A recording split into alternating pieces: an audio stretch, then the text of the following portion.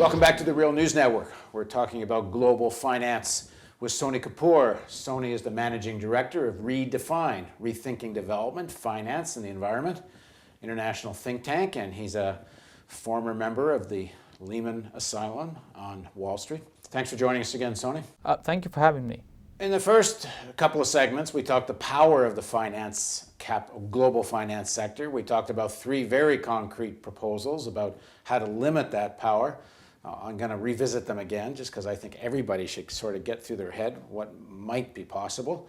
And that is close down tax havens, increase the tax on unearned income, and levy a tax, international speculative tax on financial institutions. Right now, none of those three is really being talked about with any seriousness, but what we are hearing is the recovery has started. We see the stock market's way back up. We see bank profits are up, bonuses are way up, and unemployment is way up. So what kind of recovery is it if unemployment is continuing to go up and maybe hit real unemployment levels in the United States of 20%? And of course, in other parts of the world, it's already worse than that. Well, I don't think it's a real recovery in any possible way. And what we will definitely see is one of two scenarios, either a very long-term depressed growth where the debt overhang and the joblessness means that there is no real demand in the economy, or actually another more radical recession and possibly a secondary financial crisis, for example, in commercial real estate. I just cannot see how we can avoid one of these two scenarios, especially here in the United States. There seems to be I don't know if it's a plan or it's happening somewhat spontaneously from the system, and those that know how to make money out of these things recognize it. But is it possible to imagine a world in the next 10 years or so where finance capital makes most of its profits out of an expanding China and India, and they don't mind turning the United States into a relatively low-wage economy?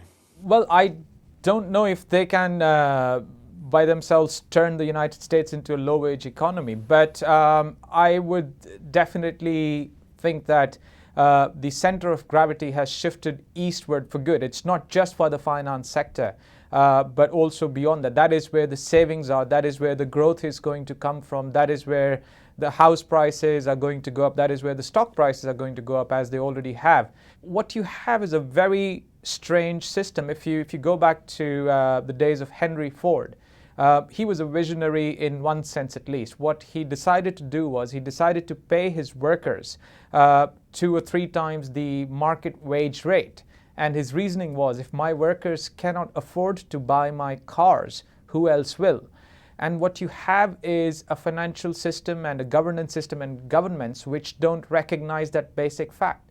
In fact, the new quote-unquote reforms in Detroit, with all the public money, and one would have thought some kind of public interest driving it, is actually creating a situation where most auto workers are going to make $14 an hour and won't be able to afford the cars they make. What you have is that each company, when they're making a choice, a decision on either to fire workers or to reduce wages or to keep wages depressed, is making the unsaid assumption that every other company is paying its workers well.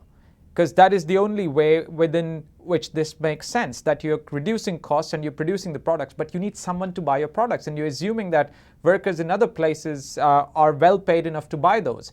So it is an individually rational thing to do if you're looking at it from pure economic logic, but it's collectively disastrous. And what we have seen is across the world a depression of real wages, and that means that there has been no real demand. And in the United States, in the United Kingdom in particular, what you've had is demand that has been supported by borrowing. And that borrowing is completely unsustainable because real wages stagnated or fell, and the only way to keep buying stuff was to borrow money, and money was available, so everybody borrowed, and that led to the financial crisis.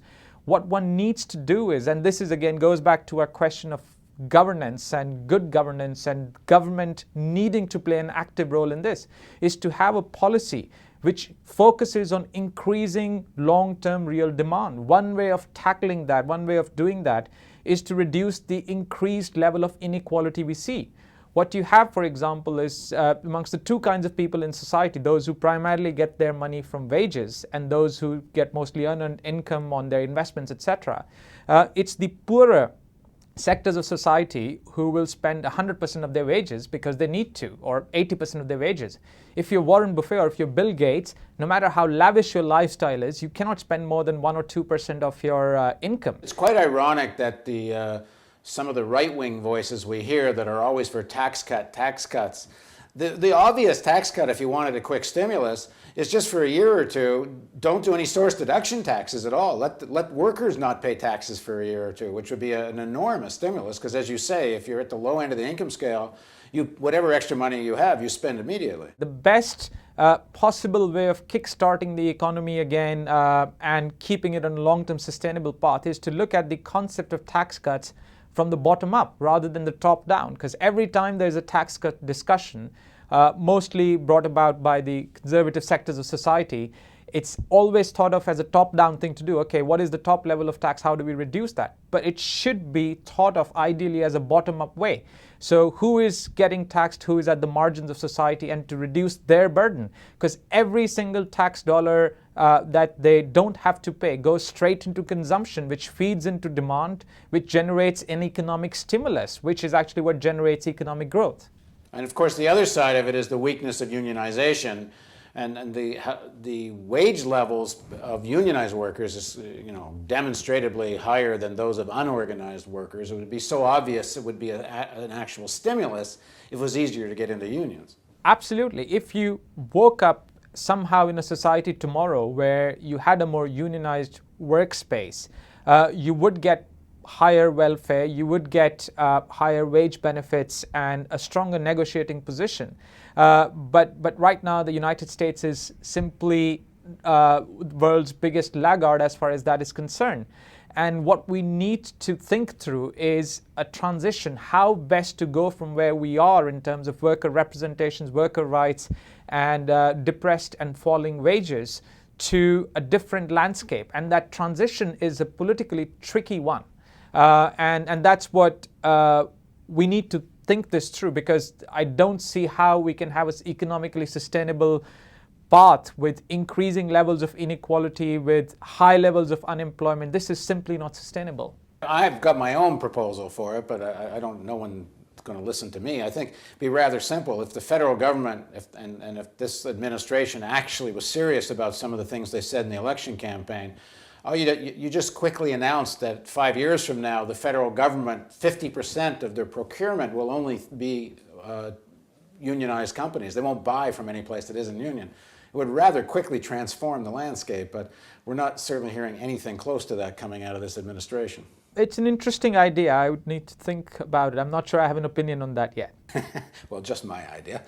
So in terms of understanding the crisis, what we need, I think, for people to get is the financial sector, the global finance sector, and the proposals we've been talking about limit the power of global finance capital. But the, in some ways, bigger problem or underlying problem, one might call the disparity crisis. And if that issue of wages and real demand isn't dealt with, simply regulating the finance sector isn't really going to solve it. Am I understanding it correctly? You're absolutely correct. It's much bigger than this. And I think there's a knee-jerk reaction in some sectors on the left that reaction to the crisis is more regulation. I think that's seriously problematic for two reasons. One is that regulation in the past was often used as a barrier to entry.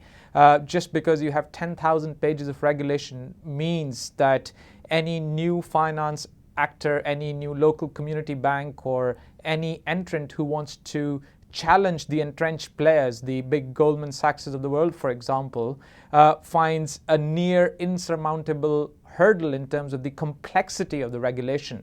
I think we need to simplify things. So the idea is not to regulate more or less, but to regulate more smartly and regulate with a view to achieving more a competitive landscape which is not being discussed. Rather than make more money for thousands of lawyers to study and fight out in court for endless years. Absolutely. Well, you just mentioned the golden word, Goldman. So in the next segment of our interview, let's just talk about Goldman Sachs. Please join us for the next segment of the interview with Sony Kapoor.